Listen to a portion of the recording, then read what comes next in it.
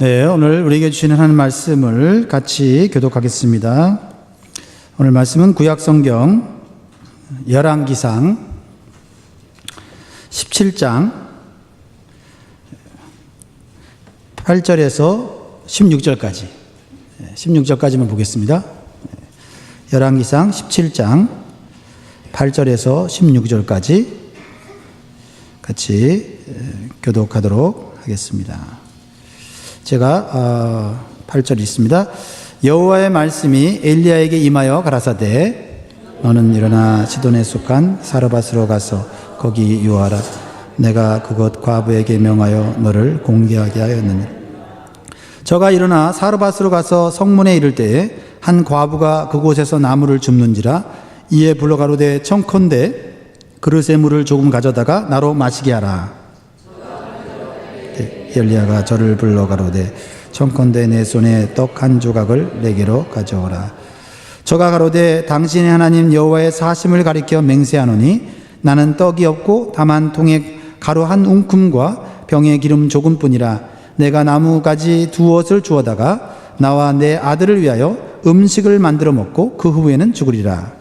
엘리야가 저에게 이르되 두어 말고 가서 내 말대로 하려니와 먼저 그것으로 나를 위하여 작은 떡 하나를 만들어 내게로 가져오고 그 후에 너와 내 아들을 위하여 만들라. 이스라엘 하나님 여호와의 말씀이 나 여호와가 비를 지면에 내리는 날까지 그 통의 가루는 다하지 아니하고 그 병의 기름은 없어지지 아니하리라 하셨느니라. 저가 가서 엘리야의 말대로 하였더니 저와 엘리야와 식구가 여러 날 먹었으나. 다 같이 읽겠습니다. 여호와께서 엘리야로 하신 말씀같이 통의 가루가 다하지 아니하고 병의 기름이 없어지지 아니하니라. 아멘. 오늘 영광께 오신 여러분들 진심으로 축복합니다. 여러분은 오늘 위대한 선택을 하셨습니다. 하나님께서 여러분의 선택에 놀라운 은혜를 베풀어 주실 줄 믿습니다. 그러한 믿음을 가지고 옆 사람에게 힘을 주는 여러분 되기를 바랍니다. 우리 축복하겠습니다. 잘 오셨습니다. 하나님이 당신과 함께 계십니다.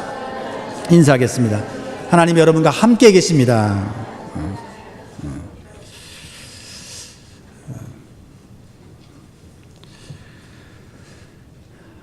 2019년도 한 달이 벌써 다 지났습니다. 이런 속도로 가다가는 내일이면 12월 달이 올 것 같아요. 우리 2019년도 잘 살아봅시다. 잘 산다는 의미가 부자가 돈이 많아진다는 것이 아니고 잘 산다는 것은 사람들과 좋은 관계를 맺으며 산다는 거죠. 하나님과 관계를 잘 맺으시고 사람과의 관계를 잘 맺으셔서 12월 달에는 서로 얼싸안고 서로 감사하고 서로 격려하는 그런 12월 달이 되면 좋겠습니다. 요즘은요 자꾸 12월 달을 바라보게 돼요. 지혜가 생기는 것 같아요. 우리가 인생을 살아가면서 젊었을 때 어렸을 때는 바로 눈앞에 있는 것만 봤는데 나이가 들어가면서 지혜로워지는 것 중에 하나는 인생의 마지막을 보면서 내가 지금 어떻게 살아야 되는가 그걸 자꾸 보는 것 같아요. 하지만 우리가 이 세상의 삶이 그렇게 호락호락하지가 않아요. 잘 준비한다고 해서 이 세상을 잘 사는 것도 아니고 능력이 있고 힘이 있어서 남들보다 더 행복해지는 것도 아닌 것 같아요. 때로는 예상치 못한 시련과 위기가 찾아와서 정말 우리를 당황케 합니다. 즉 그렇죠?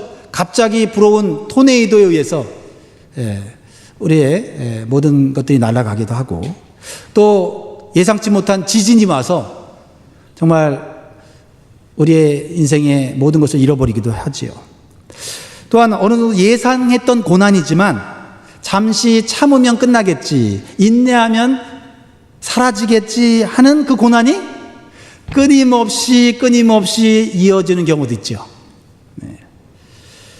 그래서 언제 끝날지 모르기 때문에 더 이상 버티기가 어려운 경우가 있습니다. 혹시 여러분의 고난이 좀 너무 길어져서 이게 언제 끝날지 모르는 절망 속에 사시는 분이 계십니까?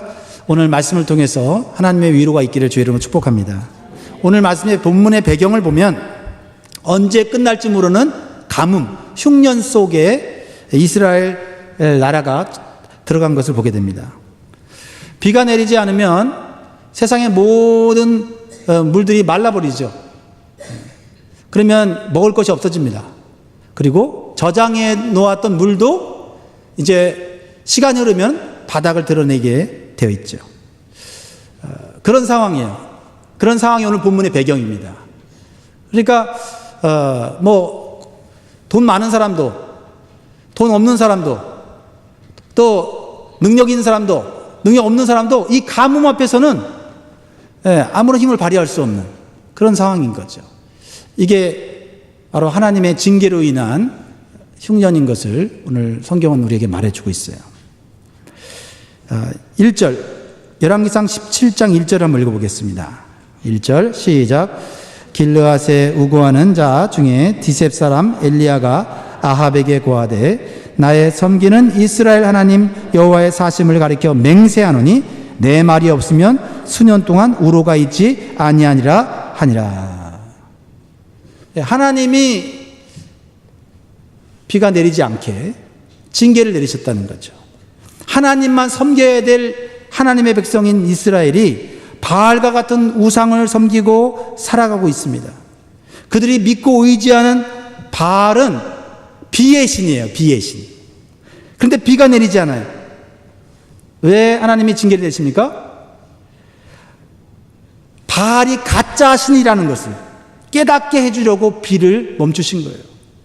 3년 6개월 동안이나 비가 내리지 않습니다. 그런데 이스라엘 백성들은 여전히 깨닫지 못해요.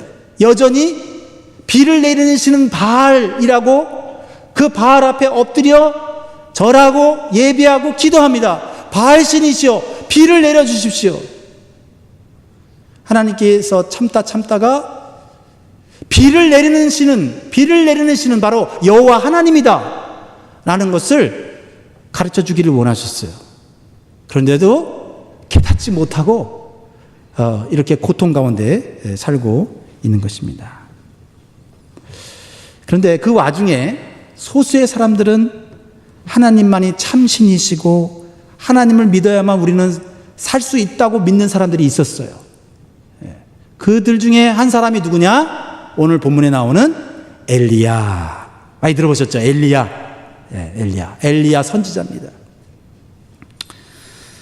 그렇습니다. 하나님께서는 비록 대부분의 사람들이 하나님을 버리고 우상 숭배하여서 하나님의 징계로 비를 내리지 않았지만 그래도 하나님을 믿는 하나님의 사람들에게는 먹고 살 수 있도록 하나님은 은혜를 베푸시는 하나님이에요.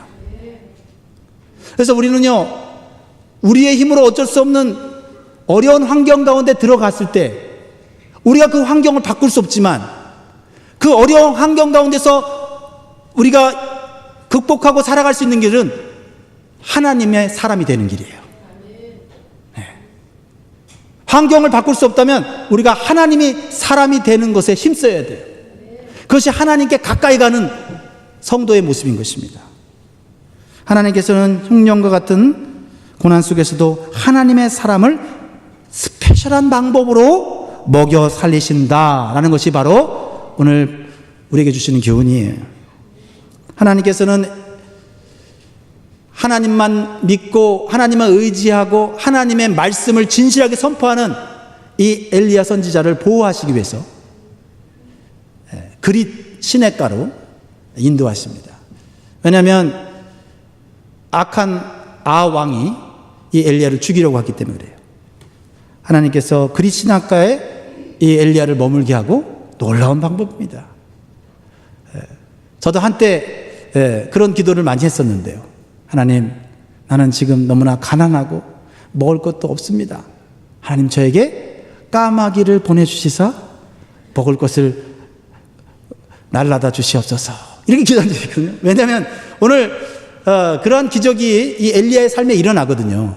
하나님께서 그릿 시냇가에서 이 엘리야를 보호하시면서 까마귀를 통해서 먹을 거를 갖다 주는 역사가 이 앞에 읽어보면 나와요.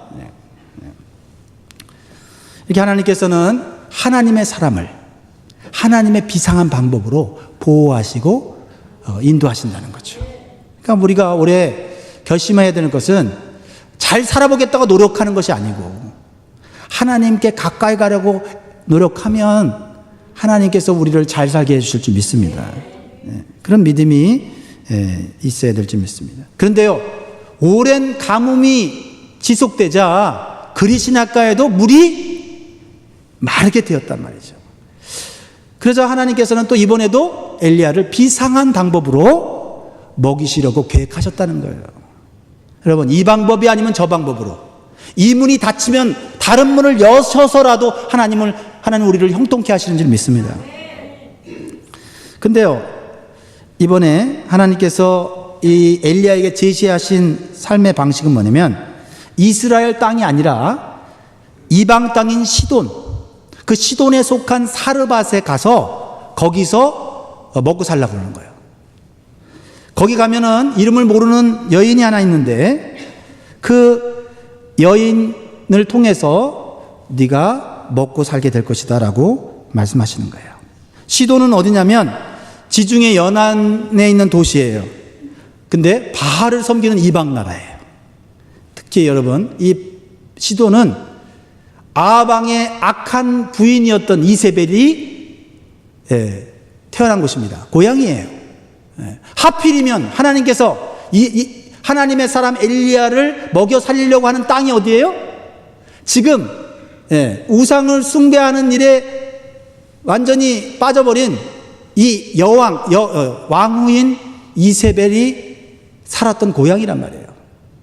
그곳에 가서 한 여인을 만나면 그 여인이 너를 공개할 것이다. 공개, 너를 섬기고 내가 거기서 사역을 하게 될 것이다 말하고 있는 거예요. 참 하나님의 방법은 때때로 우리가 이해할 수 없는 방법으로 우리를 인도하시는 줄 우리가 믿어야 될 줄 믿습니다. 그 시돈 땅에 사르밧이라는 마을에 과부가 있어요. 그래서 그 과부를 보통 사르밧 과부라고 그래요. 따라합니다. 사르밧 과부. 네. 또는 사렙다 과부라고도 얘기를 해요.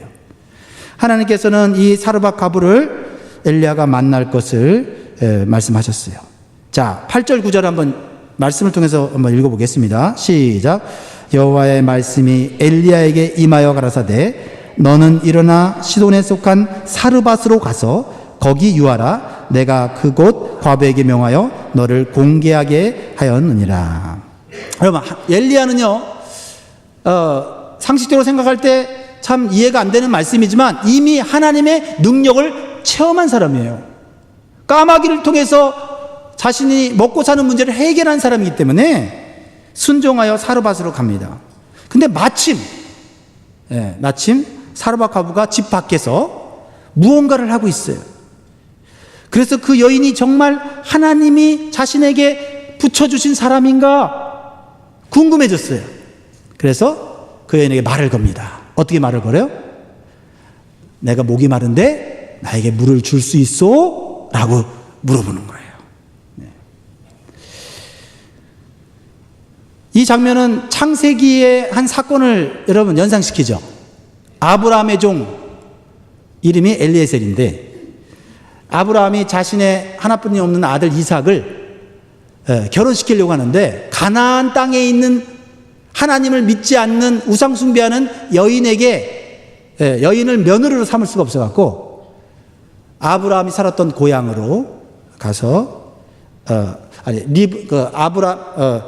아브라함이 살고 있는 고향으로 가서 아내를 구할 것을 이렇게 요청했습니다. 그래서 이 엘리에셀 이 아브라함의 종은 어떻게 아브라함의 아들인 이삭에게 아내를 맞이하게 할 수 있을까 걱정이 됐어요.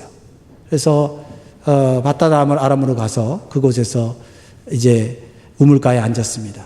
하나님, 누가 아브라함의 아들 이삭의 아내가 될 것인가요?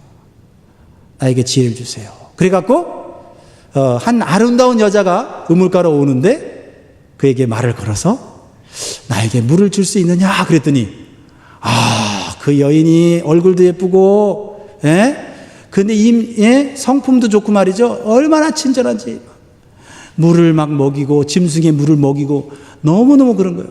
마음속에 하나님께서 이렇게 친절히 대하는 이 여인을 하나님이 우리의 그 이삭에게 아내를 주려고 하는 거 아닌가 해서 그 여인을 따라갔어요. 그 여인의 이름이 누구예요? 리브가이죠. 리브가. 창세기는 읽었을 테니까 막 이렇게 고개를 끄덕일 텐데 아직 창세기도 못 읽은 사람처럼 올해는 제가 좀 같이 여러분하고 좀 이렇게 대화하면서 하려고 했는데 하나님께서 기도하는 엘리에셀의 기도를 들으셔서 이삭에게 좋은 아내를 얻게 하셨잖아요. 오늘 엘리야도 마찬가지예요. 하나님, 이 여인에게 내가 물을 달라고 할 텐데 이 여인이 하나님이 나에게 붙여주신 여인인 것을 알게 해주세요라고 기도했을 거예요. 근데 이 여인이요, 사실 그 흉년이라 물 한 잔 얻어 먹는 것이 그렇게 쉬운 상황은 아니잖아요. 그럼에도 불구하고 기꺼이 물을 떠다 주려고 집으로 돌아가려고 했습니다. 그때 당시에 그 문화를 보면요, 나그네에게 물을 대접하는 것은 상당히 귀한 일이고 그리고 아름다운 선행이라고 알려졌어요. 그때 이 엘리야는 물을 떠러가는 그 여인을 이렇게 갑자기 부르면서 하나님께서 주신 그 말씀을 그 여인에게 꺼냅니다. 근데 이 흉년에 차마 입에 내기는 어려운 말씀이었어요. 11절 말씀이에요. 11절 같이 읽습니다. 시작. 저가 가지러 갈 때에 엘리야가 저를 불러 가로되 청컨대 내 손에 떡 한 조각을 내게로 가져오라. 이때부터 분위기가 좀 냉랭해지는 거예요. 물을 떠달라고 할 때는 알겠습니다. 물 떠다 드리죠 했는데 물 뜨러 가는 김에 나를 위해서 떡 한 조각 갖다 주세요라고 하는 그 순간에 이 여인이 갑자기 굉장히 얼굴이 굳어지고 어두워지고 아주 불행한 목소리로 얘기를 하는 거예요. 뭐라고 얘기를 하죠? 12절에 시작. 저가 가로되 당신의 하나님 여호와의 사심을 가리켜 맹세하노니 나는 떡이 없고 다만 통에 가루 한 움큼과 병에 기름 조금뿐이라. 내가 나뭇가지 두엇을 주워다가 나와 내 아들을 위하여 음식을 만들어 먹고 그 후에는 죽으리라. 아니, 물 떠다 달랄 때는 그렇게 알겠다고 하고 친절히 대하던 여자가 떡 한 조각 갖다 달라니까 나는 이제 죽을 사람입니다 라고 이렇게 돌변하는 거예요. 그렇죠? 무슨 말이에요? 지금 나에게 떡을 달라고 하셨습니까? 말이나 되는 소리를 하세요. 내가 지금 어떤 상황이 있는지 아세요? 지금까지 버티다가 이제 마지막 식사 한 끼를 앞두고 있습니다. 마지막 남은 가루 한 움큼과 조금 남은 기름을 가지고 음식을 만들어 먹고 이 어린 아들과 함께 이제 죽으려고 합니다. 완전히 삶을 포기한 절망적인 상태라는 것입니다. 이야기를 들은 이 엘리야가 얼마나 마음이 불편하고 미안했겠습니까? 엘리야의 마음속에 하나님 너무하시지. 그래서 보내려면 좀 부잣집에 좀 보내셔서 나를 공개하게 하면 좀 미안하지 않을 텐데. 그것도 남편도 없는 과부에다가 경제적 능력도 없어. 거기다 어린 자식이 있는데 그 어린 자식을 키울 만한 능력이 안 되는 여인이에요. 이제 마지막 나오는 밀가루 한 줌하고 기름 조금 가지고 마지막 식사를 하겠다고 하는 이 여인한테 나를 보내시다니 기가 막히지 않아요? 그런데 엘리야 마음속에 깨달음이 오는 거예요. 하나님이 이 불쌍한 여인을 죽음에서 구원하시려고 하는구나.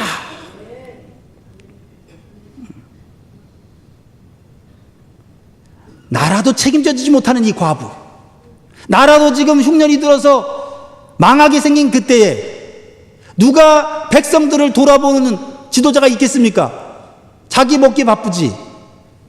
그런데 하나님은 이름도 없는 이 여인, 이 과부의 불행을 보시고 살리시려고 생명을 주시려고 엘리야를 보내신 거예요. 또 엘리야도 이 여인을 통해서 하나님의 놀라운 은혜와 능력을 경험하도록 하나님께서 계획하신 거예요. 이게 하나님이, 우리가 믿는 하나님이 하시는 일이라는 거죠. 하나님은 이 불행하고 비참한 과부를 사랑하시는구나. 아무도 돌보지 않는 사람을 돌보시는구나. 죽음의 위기에서 살리시는 분이심을 이 여인에게 가르쳐 주기를 원하시는구나. 여러분, 마귀는요, 우리를 돈으로, 쾌락으로 막 이용하고 쓰다가, 사용하다가 버리는 게 마귀고요. 하나님은 우리를 잘 다듬어서 하나님의 사람으로, 축복의 사람으로 바꾸시는 줄 믿습니다. 사랑하는 성도 여러분, 우리가 정도의 차이는 있겠지만은 우리는 이 여인과 같은 현실에 처해 있어요. 여러분, 가지고 있는 것으로 여러분 미래를 충분히 살 수 있다고 생각하세요?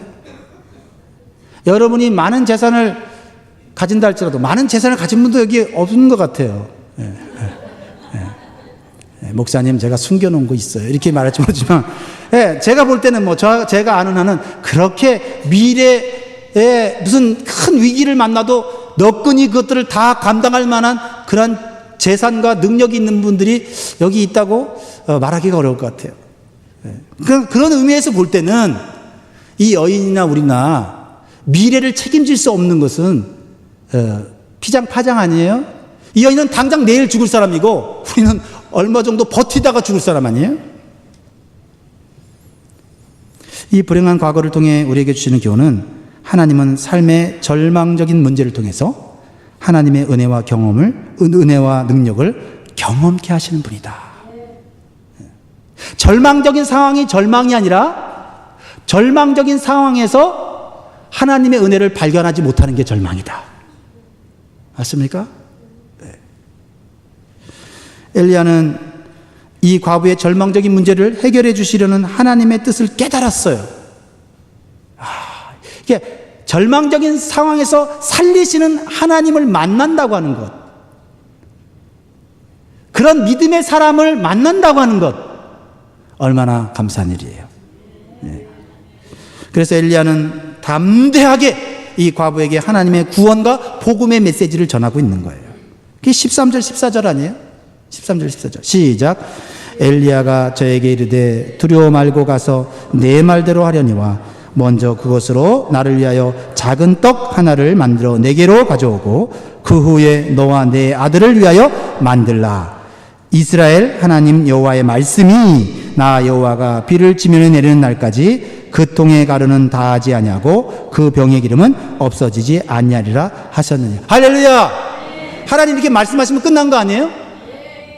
네. 흉년이 들어서 나라가 망하게 생겼어도 하나님은 하나님의 사람들을 하나님 비상한 방법으로 먹여 살리십니다. 또 하나님께서 돌봄을 받지 못하는 불쌍한 사람들에게 은혜의 기회를 제공하세요. 은혜의 기회를. 놀라운 은혜의 말씀 아닙니까? 비가 내리는 날까지 먹을 것이 떨어지지 않겠다. 하지만 문제는 뭐죠? 엘리야는 이 말씀을 믿고 있죠. 근데 문제는 뭐예요? 이 과부의 믿음이 문제잖아요. 이 과부의 믿음이. 하나님을 한 번도 경험한 적이 없는 이 과부가 이 말씀을 믿고 안 믿고는 이 과부의 선택에 달려 있어요. 이 말씀이 사실이라면 자신과 아들은 마지막 식사를 하고 죽을 필요가 없습니다. 이 엘리야가 전해준 하나님의 말씀은 하나님께서 이 여인을 살리시려는 하나님의 은혜와 소망의 말씀이었어요. 이 여인에게는 분명히 복음입니다. 이 놀라운 은혜의 말씀이 이 과부의 삶에 그대로 이루어진다면 자신과 아들이 먹고 죽을 이 마지막 식사는 마지막 식사가 아니라 새로운 은혜의 식사가 되는 거예요. 그러나 만약 이 말씀이 사실이 아니라 엘리야는 라는 하나님의 선지자가 자기가 배가 고프니까 거짓말을 하는 것이라면 자신과 자신의 아들의 마지막은 더 비참해질 거예요. 어떻게 이 처음 본 하나님의 사람이라고 하는 이 엘리야를 어떻게 믿을 수 있어요? 그렇지 않습니까? 뭐 계속해서 관계를 맺고 그래서 이 사람이 좀 신뢰할 만한 사람이라 그러면 그 사람이 진실되게 하는 말을 그래도 믿어볼 만하지만 처음 만난 사람이고 유대 사람이고 말이죠. 예? 목마르다고 배고프다고 아무것도 가지지 않은 사람이 하나님의 사람이라고 나타나갖고 물 달라고 하더니 갑자기 밥 달라고 하니까 그게 믿어지냐는 거예요. 그런 사람에게 하나님 말씀 들었어요. 지금 이 과부는 신앙과 불신, 믿음과 의심의 갈림길에 있잖아요. 우리도 말씀을 받고 그런 적 있잖아요. 저도 그런 적이 있거든요. 이 과부는 마음의 방향을 어디로 잡느냐에 따라 운명이 달라지는 거예요. 그렇죠? 마음의 방향에 따라서 하나님에 대한 믿음을 가지고 생각하면 믿음의 역사가 일어날 거예요. 그렇죠? 믿음이 강하고 약하고 상관없어요. 하나님 쪽으로 마음이 움직이면 하나님이 하시는 거니까 하나님은 은혜가 임할 거고요. 네. 의심을 가지고 생각하면 의심할 만한 상황이 너무나 많잖아요. 한번 의심해 볼까요? 이 사람은 왜 우리나라 사람이 아닌 사람이 왜 남의 나라 와서 이렇게 돌아다녀? 어? 자기 나라에서는 뭘 했길래 밥 한 술, 밥 대접 해주는 사람도 없어? 이럴 수도 있잖아요. 그렇죠? 하나님의 선지자라고 하는데 증명할 만한 게 있나? 하나님의 능력이 있다면 왜 나 같은 과부에게 찾아와갖고 이렇게 청승을 떨어? 그러니까 끊임없이 의심하게 되면 의심의 꼬리를 물고 갈 수밖에 없는 상황이잖아요. 모든 것이 의심투성이죠. 하지만 이 놀라운 은혜의 말씀이 정말 내 삶에 이루어진다면 자신과 어린 아들에게는 불행이 행복으로 바뀌는 순간이에요. 여러분, 사람의 마음의 방향이 어디로 가느냐 한 것에 따라 운명이 바뀌는데요. 그게요, 나도 몰라요. 예? 똑같은 상황인데 이상하게 하나님 쪽으로 마음이 이렇게 쑥 열려서 교회 한번 가볼까? 이렇게 되는 데가 있고, 예? 어제까지는 교회 가기 싫은데 가고 싶었는데 오늘 누가 나한테 교회 가자 그러니까 그 사람이 꼴도 보기 싫어서 마음이 탁 다치면서 교회 안 가! 이럴 수 있어요. 그렇죠? 내 선택인데 내 선택도 내 마음대로 하는 게 아니라 어쩔 땐 마음의 방향이 하나님 쪽으로 갔다가 어쩔 때는 반대편으로 간다 이 말이죠. 도저히 이거를 알 수가 없는 거예요. 여러분, 이런 상황이라면 여러분은 어떻게 반응하시겠어요? 이게 우리의 현실이잖아요. 이 과부는 아직 하나님에 대한 믿음이 없는 상황이에요. 오히려 바알이라는 신을 믿는 이방 문화 속에 있어요. 이 과부가 뜬금없이 찾아온 하나님의 사람 엘리야의 말을 믿는다는 건 결코 쉬운 일이 아니에요. 그렇죠? 쉬운 일 아닙니다. 이 여인에 강요할 수 없어요. 하나님이 당신에게 먹여 살려준다고 방법을 알려줬으니까 그렇게 믿어! 라고 소리친다고 되는 게 아니에요. 근데 이 가련하고 불행한 과부는 마지막 절망적인 순간에 하나님의 말씀에 대한 믿음을 선택했어요. 좀 더 정확하게 말하면 사람에 대한 믿음이 아니라 하나님 말씀 자체에 대한 믿음을 가졌다는 거예요. 그 말씀이 너무 좋잖아요. 너무 은혜롭잖아요. 너무 위로되는 말씀이잖아요. 너무 소망이 되는 말씀이잖아요. 그 말씀 자체가. 그 말씀을 전해준 사람은 처음 본 사람이라 믿지 못하겠지만 그 말씀 자체는 내 마음을 충분히 위로하고 나에게 소망을 갖기에 충분한 가치가 있는 말씀이잖아요. 그게 하나님 말씀인 거예요. 죽을 수밖에 없는 현실을 선택하지 말고 미래를 하나님께 맡기라는 말씀 아니에요? 그게 믿어지는 거예요. 이게 은혜인 것 같아요. 믿어지는 것도 은혜고, 그렇죠? 믿음의 결단을 하는 것도 은혜고. 예. 설명하기가 어려워요. 설명하기 어려운데 이 불행한 상황에 있는 이 과부가 아들과 함께 자살을 선택할 수도 있는 상황이 분명히.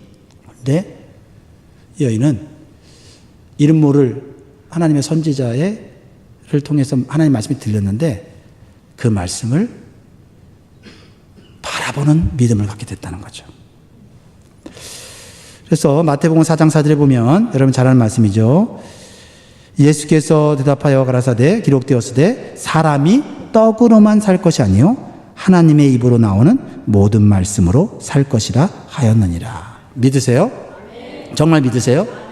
여러분이 가진 떡, 여러분이 가진 세이빙 어카운트, 여러분이 쌓아오는 그걸로만 여러분이 이 생각을 살아갈 수 있을 것 같아요? 아니죠. 그게 도움이 되지만 그걸 물질적인 것으로만 우리의 인생이 성공적으로 행복하게 살아갈 수는 없어요. 하나님의 입으로 나온 말씀으로 살아야 우리 인생이 행복해지는 거죠. 이거를 빨리 깨달아야 돼요. 이 과부는 하나님의 선지자인 엘리야는 온전히 믿지 못했지만 이 과부는 엘리야를 통해 전해진 하나님의 말씀이 자신의 삶에 이루어지기를 바라는 믿음이 생긴 것입니다. 이 믿음이 중요해요. 여러분, 엘리야가 믿을 만한 사람이 아니에요.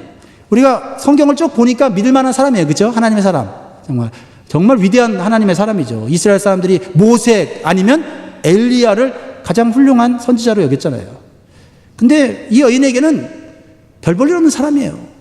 근데 뒤로 가면 제가 왜 그 얘기를 하냐면 뒤로 가면 이제야 이 여인이 그래요. 이제야 당신이 하나님의 사람인 걸 알게 됐다고 얘기하니까 지금 이 상황에서는 엘리야가 말한 그 엘리야를 보고 믿은 게 아니고 엘리야가 진실되게 전하는 그 하나님 말씀에 그 마음이 움직인 거예요. 제일 좋은 거는 그 말씀을 전하는 사람도 믿고 말씀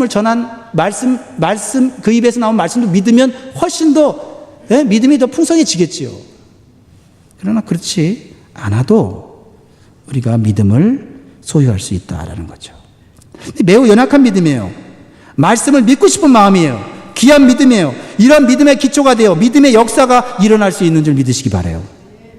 그러면 놀라운 하나님의 은혜의 말씀이 이 과부의 삶에 이루어지기 위해서, 이게 중요하죠. 성취되기 위해서 어떻게 해야 됩니까? 이게 중요하죠. 여러분, 말씀을 듣고 좋다, 말씀을 듣고 은혜롭다, 말씀을 듣고 저렇게 됐으면 좋겠다라는 그런 바람의, 그런 소망의 믿음을 가진 사람들은 많이 있어요.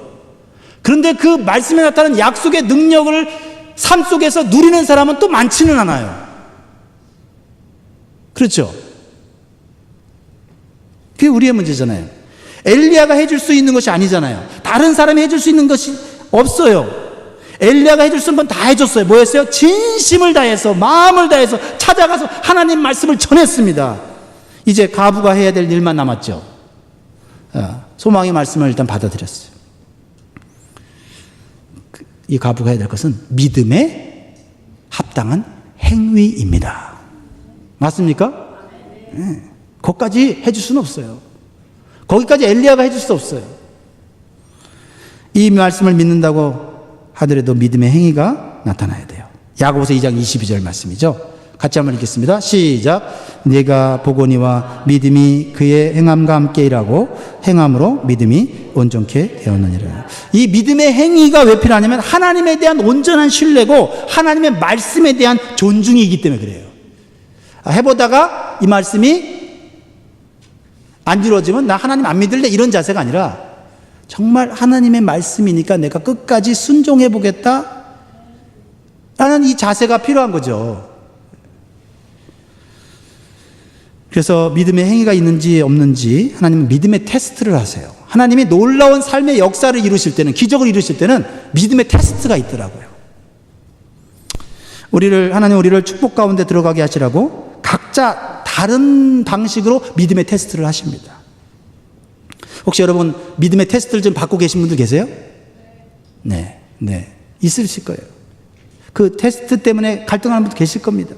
아니면 믿음의 테스트를 받고 있는데도 전혀 그게 테스트인지 관심도 없는 분도 있을 수도 있고요. 창세기 22장 보면 하나님은 아브라함의 믿음을 테스트하시죠. 왜요? 아브라함에게 더 큰 복을 주셔서 축복의 통로가 되게 하기라고. 축복의 통로가 되는 큰 복을 주기 위해서는 이 사람이 믿음이 있는지 없는지를 테스트하셔야 했어요. 백세에 낳은 귀한 아들 하나님이 주셨죠. 제물로 바치는 어려운 시험을 하십니다.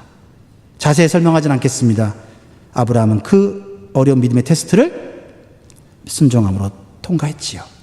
그랬을 때 아브라함은 모든 민족에게 하나님의 축복을 전해주는 축복의 근원이 되었습니다. 또 누가복음 5장에 보면 예수님께서 밤새 고기를 잡지 못한 어부 누구죠?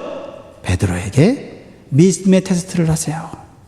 다시 아침에 한 마리도 못 잡고 육신과 마음이 지쳐 있는데, 그리고 그물을 다 씻었는데 예수님이 나타나셔서 깊은 데로 가서 그물을 내리라고 합니다. 다시 배를 저어서 다시 그물을 가지고 가야 되는 거 쉬운 일 아니에요. 또 무엇보다 더 힘든 거는 베드로의 전문적인 지식과 경험에 의하면 반대되는 얘기를 예수님이 하셨다 이 말이죠. 베드로는 믿음과 의심의 갈림길에 있었습니다. 그때 베드로는요, 예수님의 제자로 부름받을 즈음이에요. 그 믿음이 별로 없었을 때인데, 그러니까 저는 이게 놀라운 거예요. 믿음이 있을 때 말씀을 주셔서 그 말씀에 순종했다 그러면 잘한 일이지만, 믿음이 아직 영글지 않고 무르익지 않은 상태에서 주님의 말씀이 주어졌을 때 마음의 방향이, 에이, 저 사람 뭐야 젊은 청년 같은데 저 사람이 왜 나한테 명령을 해? 하고 예수님의 말씀을 무시할 수도 있는 믿음 상태고, 또는 그래 뭐 내가 한번 해보지, 한번 내가 순종해보지 하고 마음의 방향이 예수님께로 갈 수도 있는 그런 상황인데, 예수님의 말씀에 순종하는 쪽으로 마음이 흘렀다는 거예요. 이게 은혜다. 이게 설명할 수 없는 은혜. 여러분이 이 자리에 이렇게 저렇게 이 모양 저 모양으로 살다가 이 자리에 이렇게 앉아서 예배 드릴 수 있는 게 은혜다. 우리 옆 사람을 보면서 당신을 보니 하나님의 은혜입니다. 우리 한번 축복합시다. 진짜잖아요. 진짜잖아요. 어떻게 옆에 있는 사람을 만날 수가 있어요? 우리가 만날 수가 있냐고. 여러분, 가부에 대한 하나님의 믿음의 테스트는 뭐예요? 첫 번째는요, 13절 읽고 마무리할게요. 이 마무리 13절 시작. 엘리야가 저에게 이르되 두려워 말고 저 가서 내 말대로 하려니와 먼저 그것으로 나를 위하여 작은 떡 하나를 만들어 내게로 가져오고 그 후에 너와 내 아들을 위하여 만들라. 자, 믿음의 행위만 하면 복 받는데, 믿음의 행위를 하는 데 있어서 가장 큰 문제가 뭔지 아세요? 마음의 두려움이잖아요. 이거 마지막 식사 이 선지자한테 주고 나면 나와 우리 자식이 죽을 수도 있을 것 같은 두려움, 환경에 대한 두려움, 죽음에 대한 두려움이잖아요. 그런데 엘리야가 뭐라고 말씀해요? 두려워하지 말고요. 다시 말하면 두려움의 대상을 바꾸라는 거예요. 그럼 되잖아요. 사람은 누군가를 두려워하게 돼 있어요. 나보다 힘이 있는 존재를 두려워하게 있어요. 죽음이 얼마나 힘이 있습니까? 죽음을 두려워해요. 그렇죠? 그런데 환경과 죽음을 뛰어넘으신 하나님, 그분에 대한 두려움을 갖게 되면 그분의 은혜를 우리가 받을 수 있는 거예요. 사람은요, 두려움의 대상에 의해서 끌려가는 존재잖아요. 두 번째로는 이 과부에 필요한 마지막 건 뭐예요? 먼저의 은혜입니다. 먼저의 결단이에요. 먼저. 이게 쉬운 거 아니에요.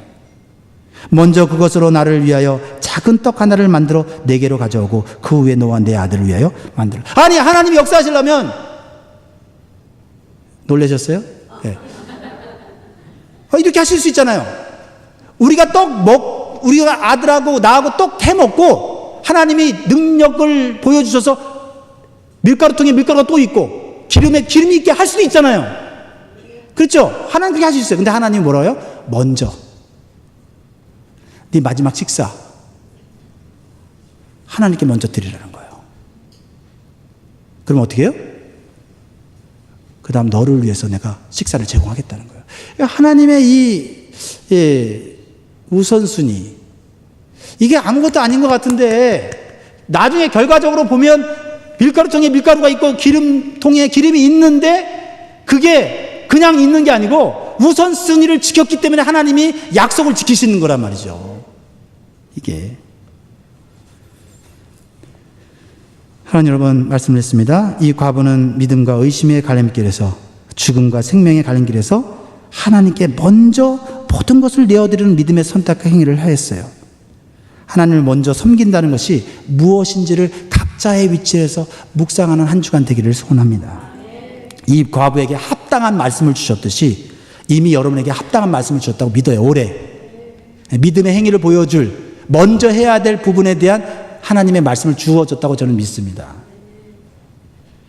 하나님은 말씀하신 대로 이 여인의 믿음의 행위에 신실하게 약속을 지켜주셨습니다. 15절 16절 시작. 저가 가서 엘리야의 말대로 하였더니 저와 엘리야와 식구가 여러 날 먹었으나 여호와께서 엘리야로 하신 말씀같이 통의 가루가 다하지 아니하고 병의 기름이 없어지지 아니하리라.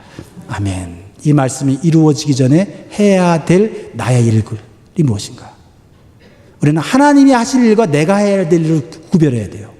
하나님은 약속을 지키는 것이고 나는 믿음의 행위 우선순위를 지키는 거예요. 하나님이 해야 될 일을 내가 하려고 하고 내가 할 일을 하나님이 하시지 않습니다. 오늘 이 말씀을 기억하면서 올해 하나님의 놀라운 기적이 여러분 삶 가운데 임하기를 축원합니다. 우리 같이 찬양하겠습니다. 찬양하면서 우리 받은 말씀을 좀 더 마음에 새기고 그것을 내 것으로 좀 만들면 좋겠어요. 제가 이 말씀을 완벽하게 완전하게 잘 여러분이 전달하지 못했지만은 또 성령께서 여러분 마음 가운데 여러분의 맞는 말씀으로 바꿔주실 줄 믿습니다. 주 하나님 독생자 예수 날 위하여 오셨네.